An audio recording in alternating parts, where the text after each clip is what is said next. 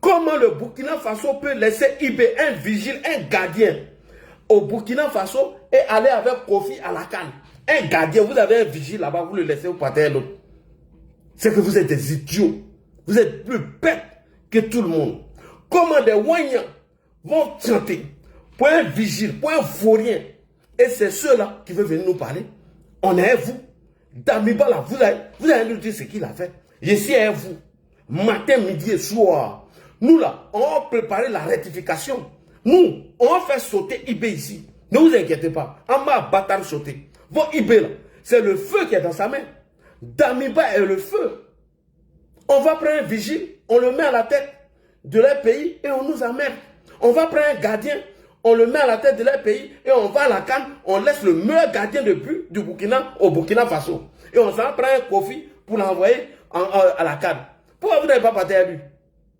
Des vauriens comme ça. Lui, c'est un vigile, c'est un gardien. Quelqu'un qui est toujours en gant comme ça, on dirait un gardien. Mais champion, on va enlever le gant là un peu. Ah, tiens, dans le chaud soleil là. Soleil de 35 degrés, il est toujours en gant. Il a toujours servi de coloris au cou. Il a toujours caché. Champion, t'as n'a pas chaud ou bien. Soleil va t'étouffer un jour. Hein? Et c'est ce gars pourri là. Il a pris les parties. Vladimir Poutine a dit, enlève-moi ça là. Idiot là. Petit bête là. Petit vaurien là. Non, ne riez pas, ma soeur. Ne riez pas. Mais c'est vrai, quand vous regardez Ibé là, c'est pas un gardien qui est là. C'est pas gardien de but, vous voyez là. Il est toujours en gants. Et puis il a échappe ou des coloris au cou là. Pourquoi vous ne l'avez pas pris pour aller à la canne? Ça, c'est un bon gardien de but. C'est le Burkina Faso qui prend un gardien de but pour en faire président de la République. Et pendant ce temps, on va chercher un autre gardien pour aller les défendre à la canne. Alors que Ibé était bien dans les poteaux. Si Ibé était dans le poteau, là, on n'avait même pas marqué 3 buts, peut-être 2 buts, ou bien 1 but. Quand on a vu nos frères Kofi, nos Kéchons, on a mis 3 dedans. Regardez le but de Ahmad. Un foutaise, mais foutaise. Il lui a fait asseoir. Kalaoui, lève-toi là-bas. On dit, nous, on avait besoin de ce physique à la tête de vos pays là. Un gawa comme ça, un zozo. On vient l'ovationner. On va écouter ici Damiba. On va écouter Damiba ici.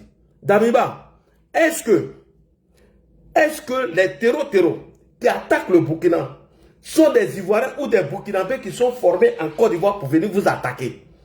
Damiba, je pose encore la question. Est-ce que il y a des terreaux qui flottent avec les autorités ivoiriennes qui s'entraînent en Côte d'Ivoire pour venir vous attaquer? Damiba, puisqu'on a à la tête de votre pays un propagandiste, le président des TikTokers, Ibé Gâteau, Ibé le vigile, Ibé le gardien, Ibé le portron, Ibé le lâche, Ibé le vaurien, Ibé le frayamant qui a pris la clé des champs, qui a oublié ses parents au front et il a assis à Ouagadougou. Ibé tranché qui a fraya, tellement les terreaux l'ont traumatisé. À Djibo, où les terreaux ont fait. Tout n'est pas terrorisme. Nous avons contribué, quand je dis nous, c'est la société, contribué à ce que cette situation arrive. Merci beaucoup. Il dit vous, Burkinabé, non Alassane Ouattara, vous avez contribué que cette situation, elle devient comme ça aujourd'hui. C'est Ibé qui le dit, c'est pas moi, c'est la VA. Il ne dit pas non d'Alassane Ouattara ici. Pourquoi vous arrêtez Damiba? On y va. Mais j'ai marché à travers une partie du Sahel. Je ne dis pas rouler, marcher à pied à travers le Sahel. Donc j'ai pris le soin de bien voir ce que c'est que le Sahel. Et je ne suis pas sûr que ici vous l'avez fait. J'ai marché de Gorom à Sampar-Oursi, aller à Déou, Tinakov, Tinasan, revenir sur Marcoy. Cette partie, on l'a fait. On a vu comment les gens vivent là-bas. Et on l'a fait, ça vaut 10 ans de cela. Et c'était prévisible que cette situation va arriver. Ça veut dire que c'est nous qui avons créé cette situation. Point. Ibé dit c'est vous-même, vous, Burkinabé, qui avez créé ce problème. C'est pas Alassane Ouattara. C'est vous qui avez créé ce problème. Voilà. La gouvernance. Il faut qu'on se dise cette vérité. Dis-leur. On a tout fait pour abandonner certains peuples. Et c'est ce que Damiba a dit. Qu'il y a une partie de votre territoire qui vous a échappé et vous avez oublié ces gars-là. Et c'est ça Ibé est en train de confirmer. Allons-y Ibé. À cause de nos intérêts égoïstes. On ne pense qu'à nous. Comme jusqu'aujourd'hui, on voit les gens meurent ailleurs, mais à Ouagadougou, on fait la fête. Merci. On n'a aucune pitié pour l'autre. J'ai marché à travers ces zones. Je les vois trimballer des bidons, marcher des kilomètres pour aller chercher l'eau. Je les ai vus en train de marcher des kilomètres pour trouver l'eau pour le bétail, et le bétail qui meurt en cours de route. Il n'y a pas de route là-bas. Il n'y a pas de route. Comment même un camion même pourrait arriver là-bas, ne serait-ce qu'avec un peu de tourteau pour que les animaux puissent manger? Il n'y a rien là-bas. Qu'avons-nous construit là-bas? Qu'avons-nous fait là-bas? Quel projet de développement avons-nous envoyé là-bas? Question. Est-ce qu'on s'occupe même de leur vie? Rien qu'une simple eau. Qu'avons-nous fait de sérieux dans ces zones? C'est la question qu'il faut se poser. Et le territoire de cette partie, c'est hors de contrôle. Qui en est responsable? C'est nous. Voilà. C'est nous. Il faut que chacun accepte ça. Nous avons toujours le slogan que c'est un pays pauvre. Vous êtes bien conscient que le pays n'est pas pauvre. C'est parce qu'on est méchant. Voilà. On est sérieusement méchants entre nous. Les jeunes n'ont rien à faire. On a des terres cultivables. On a de l'eau. Comment on peut ne pas vouloir faire quelque chose pour eux? J'ai vécu à Djibo, avant même le début de la crise. J'ai échangé avec les jeunes de Djibo. La seule route Congo-Djibo, les camions ne viennent plus parce que les ponts datent des années 50 et les camions tombaient. Donc les camions ont décidé de ne plus venir. Ils produisent, en allant à Nassougo, à Bourou, ils produisent la tomate, ils produisent beaucoup de choses. Tout pourri. Ils n'arrivent pas à vendre. Leur marché de bétail, vous quittez Djibo jusqu'à Pétékoli. Ils sont là avec leur bétail, ils n'arrivent pas à vendre. Mais vous voulez qu'ils fassent quoi, les jeunes? J'ai écrit un rapport en son temps pour qu'on puisse au moins se réparer cette route. La guerre n'était pas là. Personne ne viendra me dire le contraire. J'étais à Djibo, j'ai vécu là-bas. On n'a rien fait. Rien. Qui en est responsable? Il faut que chacun fasse une introspection et se rende que nous sommes les coupables de cette situation. Point. Il dit que vous êtes coupable de cette situation dans votre pays. J'ai fait l'Est. Aujourd'hui, on parle de Mansilla, de Tankwalou et autres. Je vous le répète encore, qui est responsable? Quand un seul fleuve, la Sirva, empêche que quelqu'un quitte Mansilla vers l'arrière en saison pluvieuse, pendant combien d'années on n'a jamais pu faire un seul pont sur la Sirva pour les permettre de communiquer avec le Burkina? Prenez la carte, vous regardez, cette zone est encerclée par un fleuve, la Sirva. Qu'avons-nous fait? Du côté de Tankwalou, j'ai écrit encore un rapport que j'ai remis au haut-commissaire quand j'étais là-bas, pour que les gens fassent pardon pour faire ne serait-ce qu'un pont entre Tankwalou et le reste. Qu'avons-nous fait? Merci beaucoup. Donc, on arrête Damiba parce que Damiba n'est pas d'accord qu'on accuse la Côte d'Ivoire. On arrête Damiba parce qu'il y a un riz couché entre Guillaume Soro et Damiba. On arrête Damiba parce qu'il dit que les terreaux là, ce n'est pas la Côte d'Ivoire qui les fabrique. Ce n'est pas la Côte d'Ivoire qui les fait, qui les forme et il les envoie au Burkina.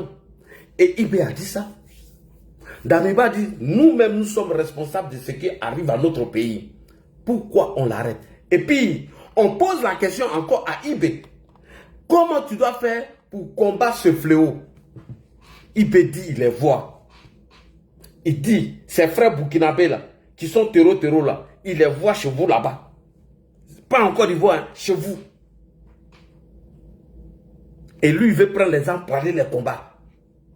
Pourquoi il ne dit pas que non, ils sont entraînés en Côte d'Ivoire et non, c'est la Côte d'Ivoire qui flotte avec eux? Ibé l'a dit, mais vous avez un cerveau de moineau. La VAR, on y va. On va faire assez de VAR. On va faire la VAR. On écoute ici encore votre Ibé.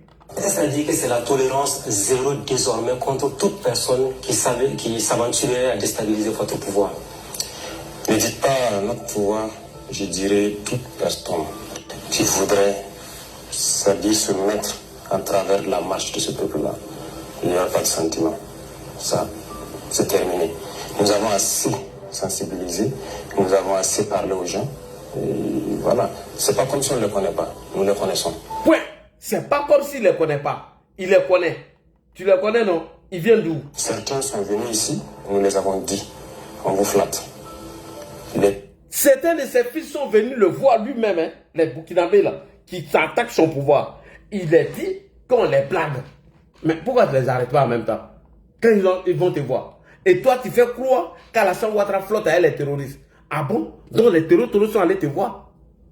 Donc IB, tu reçois les terroristes et tu parles avec eux pour leur dire que les gens vous blaguent.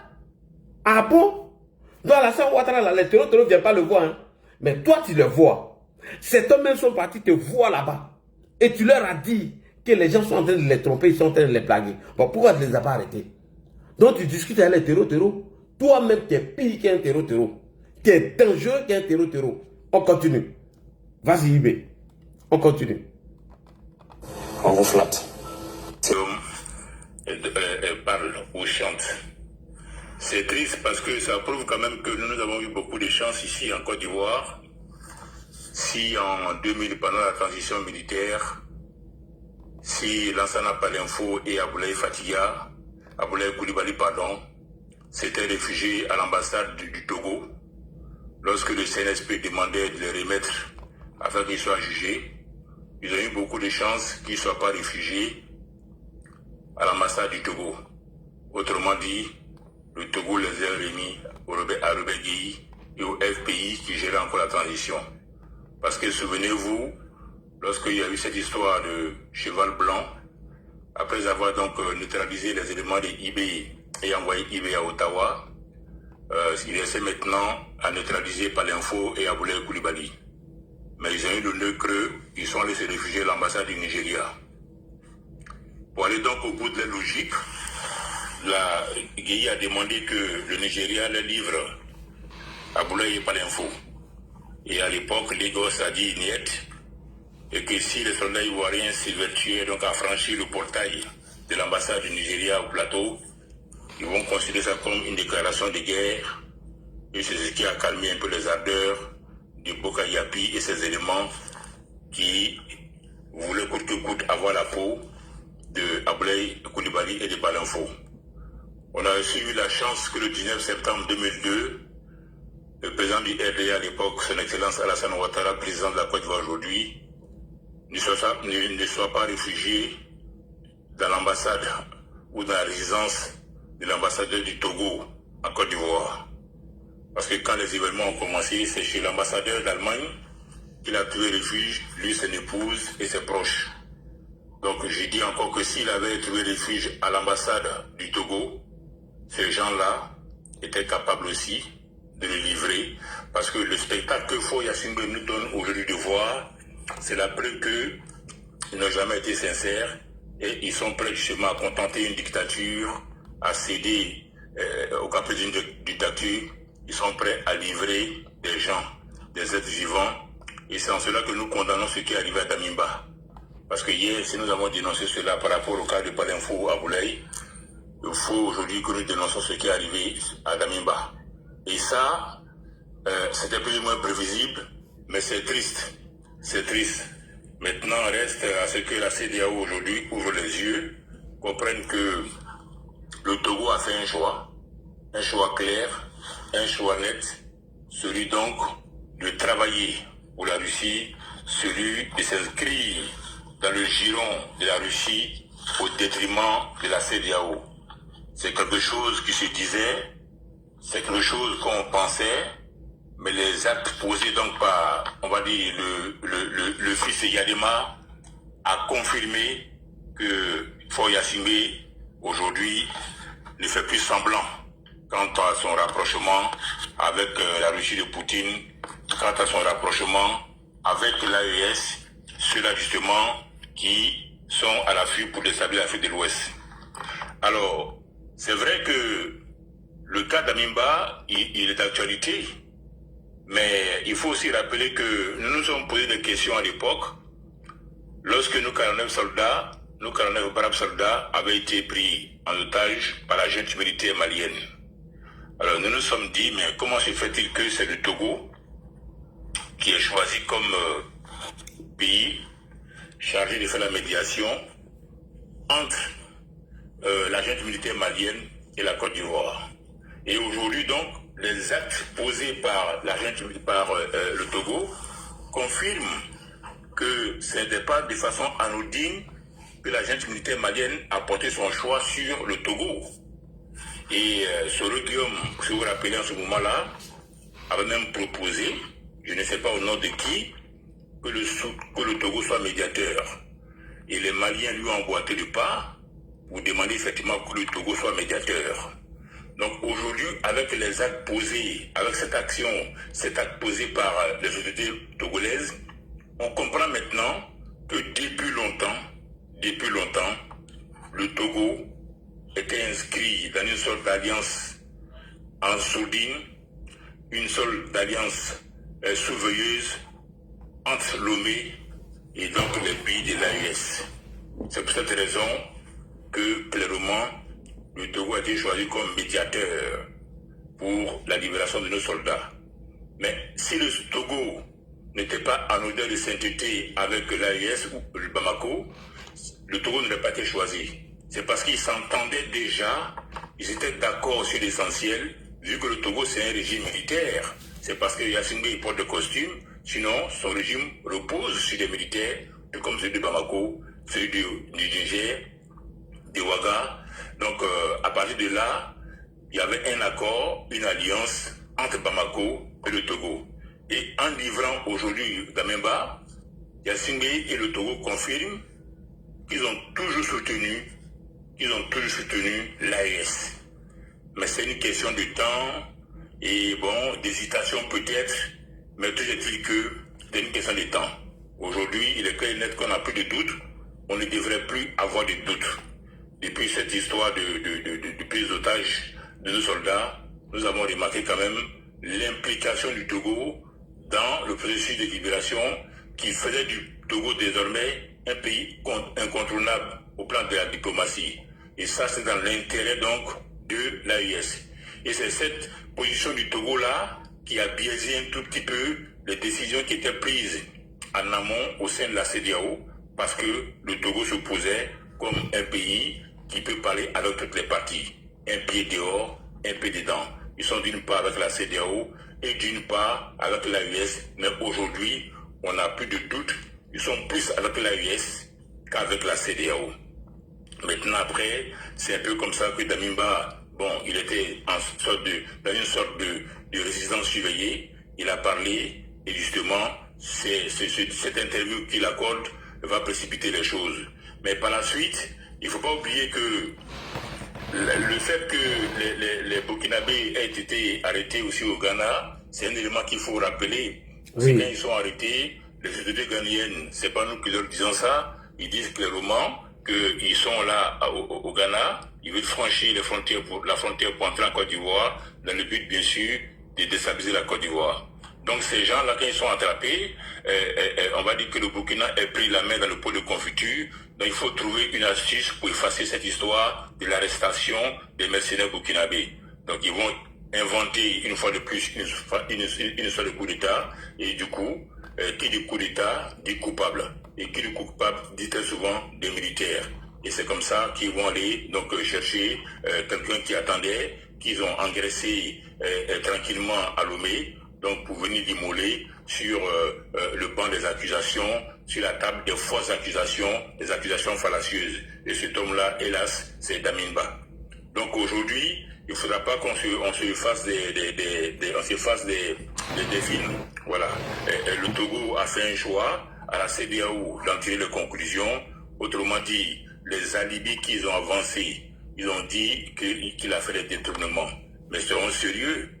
Isaac Zida, quand il crée la transition militaire, qui est aujourd'hui en exil au Ghana, au Canada, combien de fois Yibé Kakao et sa clique-là de soldats détenaillés ont lancé un mandat d'arrêt contre Zida? est-ce qu'ils ont été, même un jour, faire le bilan du passage des Zida au pouvoir afin de chercher à l'extrader? Pourquoi alors ils ne cherchent pas à extrader François Compaoré, qui a été accusé de beaucoup de choses? Pourquoi tout simplement, même pour le plus bas, ils ne demandent pas à Aïcha Koné de venir témoigner quant aux événements qui sont arrivés à Norbert Zongo?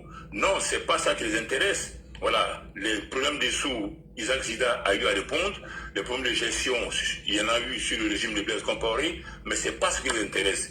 Ce qui les intéresse ici, c'est que par rapport au timing, quand ils sont arrêtés, les soldats sont arrêtés du moins au Ghana, ils profitent de ça pour faire une sorte d'épuration dans les casernes au sein des militaires proches encore du Damiba. Une fois que cette épuration-là, qui a commencé depuis un petit moment, est quasiment à sa fin, entre-temps, ils ont eu le temps, grâce aux communicants que nous entendons par-ci, par-là, ils ont eu le temps de préparer la mentalité donc, des Wanyans et encore des VDP, de préparer la mentalité à accepter la dictature de Yibé Kakao. Et après, la troisième phase, tout simplement, c'est d'envoyer Damiba pour visser les derniers clous sur son cercueil. Voilà, donc c'était leur stratégie. Ils l'ont réussi aujourd'hui, sauf miracle, sauf si une partie de l'armée burkinabé comprend la nécessité, l'urgence d'agir afin de faire des gens dont on va pas le passer. Ils assistent tous de s'asseoir, d'observer Yibé Kakao. Il va faire du Burkina ce que Mobutu a fait d'Italie, il va faire du Burkina ce que Biya est en train de faire du Cameroun, il va faire de la Guinée ce que Mobutu a fait de la Guinée. Donc il est temps que la Burkinabé comprenne qu'il y a urgence, qu'elle décide cette partie-là du plan de responsabilité, parce que à ce rythme-là, il y a deux choses. Soit Yibé Kakao conduit le Burkina dans une guerre avec un pays limitrophe, parce que quand un fou est au pouvoir, il faut s'attendre à tout. Lorsqu'un fou est au pouvoir, il faut s'attendre à tout. Ça, c'est la première hypothèse. Soit il fait reculer le Burkina d'au moins 50 ans en arrière. Tous les acquis qui étaient au Burkina sous Blaise Compaoré, ces acquis-là vont disparaître. Donc, c'est maintenant qu'il faut que les gens se concertent, que le Mourou-Naba donne de la voix, que les chefs traditionnels donnent de la voix, que la jeunesse burkinabé se réveille au-delà des panels, que Yibé Kakao soit poussé vers la porte des sorties. C'est une question de survie, parce qu'il sait qu'il a réussi derrière lui, il sait qu'il a un des éléments de la Côte d'Ivoire avec lui qui s'appelle Soro Guillaume, il sait qu'il y a un pays sur lequel il peut compter qui est le Togo. Donc fort de ces soutiens-là, je pense qu'il ne va pas s'arrêter en si bon chemin. Il faut alors que le Burkinabé comprenne l'urgence, il décide donc de prendre le taureau par les cornes pour mettre fin à ce à quoi on est en train d'assister. Sinon, un jour, s'ils sont sûrs de leurs armements, ils sont sûrs de leurs forces militaires, ces gens-là sont capables de déclencher de façon unilatérale une agression vis-à-vis d'un pays, et ce pays-là, nous le connaissons, avec des conséquences irréversibles. Donc, pour ne pas que des gens disent que le plus fort a tapé sur le plus faible, il faut maintenant qu'en interne, le Burkinabé se concerte, les militaires burkinabés se préparent pour vaincre Ibé. Et comme le destin de Soro Guillaume est lié à celui de Ibé, le jour où Ibé va chuter, ce jour-là, ça sera la fin de Soro Guillaume. Parce qu'il faut vous le rappeler, Soro Guillaume aujourd'hui, il est lié à Ibé. Tous les actes d'agression ou de déstabilisation que Yibé va planifier ou encore va engager avec la Côte d'Ivoire, ces actions-là bénéficient non seulement de l'aval de la Russie, de l'aval de l'AUS, mais bénéficient de la complicité de Soro Guillaume. Et son destin est quasiment lié aujourd'hui à celui de Yibé. Parce qu'il faut le rappeler que le Burkina avait lancé un mandat d'arrêt contre Soro. Oui. À la suite de cette histoire de coups téléphoniques entre Soro et Diendéré, et après entre Soro et Bassolé. Alors c'est vrai qu'il y a certains militaires qui n'ont pas oublié, je pense, et j'en suis convaincu, cette parenthèse de l'histoire où Soro aussi s'apprêtait à déstabiliser le Burkina Faso. Donc ceux-là qui sont certainement encore tapis dans l'ombre, ils attendent certainement le faux pas de Yibé Kakao. Donc Soro sait que si Yibé chute, il va chuter. Donc effectivement, ils vont continuer non seulement à épurer les casernes, mais aussi ils vont continuer à pousser Yibé, à le pousser à une confrontation ouverte et directe vis-à-vis de la Côte d'Ivoire.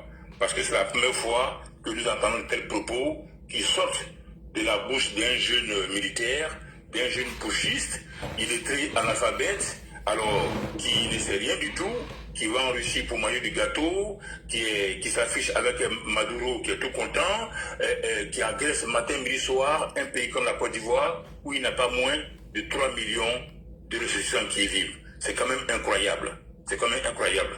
Donc le destin de Soro, je répète, est bien lié à celui de Yibé Kakao, pour dire que tant que Yibé ou encore le Mali, tant que l'un de ces deux pays-là n'est pas neutralisé, justement, l'AES continuera d'être une menace, et cette menace-là, elle est accompagnée en sourdine par donc, le Togo. Le Togo qui, il faut le rappeler aussi, en novembre 2025, c'est le 19, ce Togo-là s'est rendu donc chez Poutine. Et quand il a eu chez Poutine, il a fait ce qu'on appelle, il a ouvert les portes de l'Afrique de l'Ouest à la Russie. Il allait signer, il y a des mois, un protocole d'accord avec la Russie. Donc un rapprochement entre la Russie et le Togo. Dans le package de ces accords-là, il y a ce qu'on appelle la formation militaire, désormais, entre les soldats togolais et les soldats russes.